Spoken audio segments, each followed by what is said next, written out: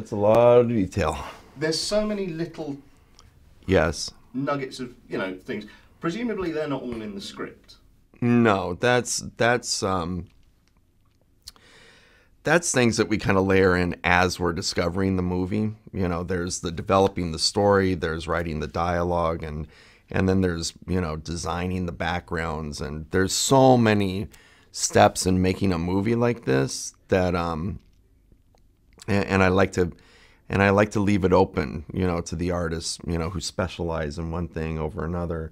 And I encourage people to bring more, to the process. Is it still like the traditional Disney development structure of storyboards and script coming from the storyboards and sort of working meetings, or is it much more traditional? No, it's very, very traditional. Very traditional. The men wear suits, with a vest.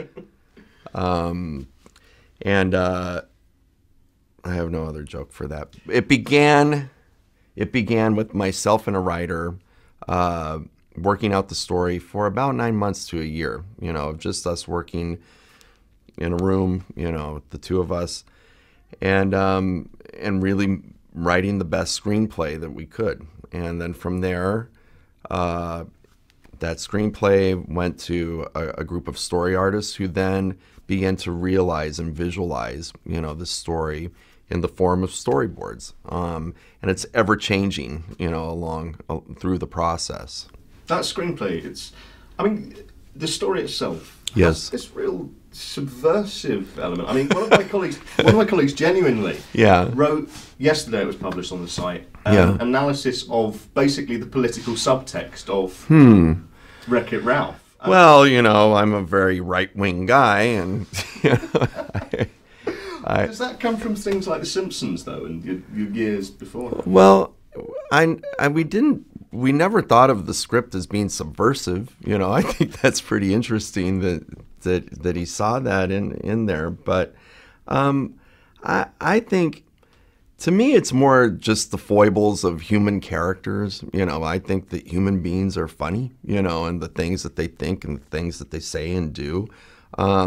So I never approached it from taking a stance on something or trying to kind of, tweak the nose of any other group. Or so I just look for funny characters and putting them in funny situations and having fun with the comedy of being a human. That's always been my my approach to this type of thing. And very quickly, because we've only got about 30 Sure. seconds left. This lady is really kind of just giving hand signals. Quick technical question. Yes. You've animated the Nicelanders very differently from everything else in the Yes, film. sir. First off, how, and second, why? How and why? In about 10 seconds.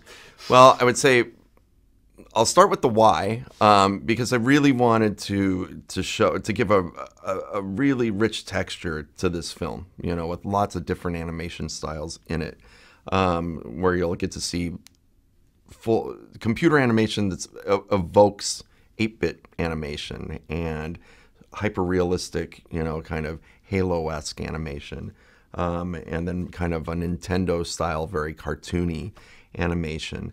And the how, or wait, did I answer the how or the why? That was more the why. That was the why. Jeez, Americans.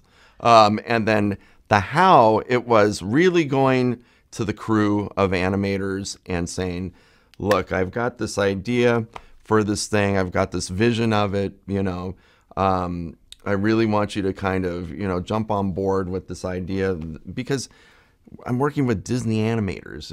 They're not used to animating in the style of the Nicelanders. It's very limited. They're looking for that very kind of classic Disney feel.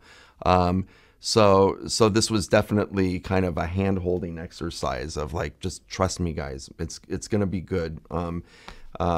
Just try it, And then as it would kind of become apparent to each individual, that's, oh, now I see what okay, we're going for this.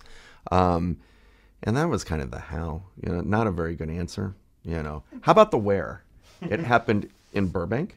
I know that one. That's good. Marvelous. And the who animators, Disney animators, that's who did it. Thank you very much, Rich. When? about last year.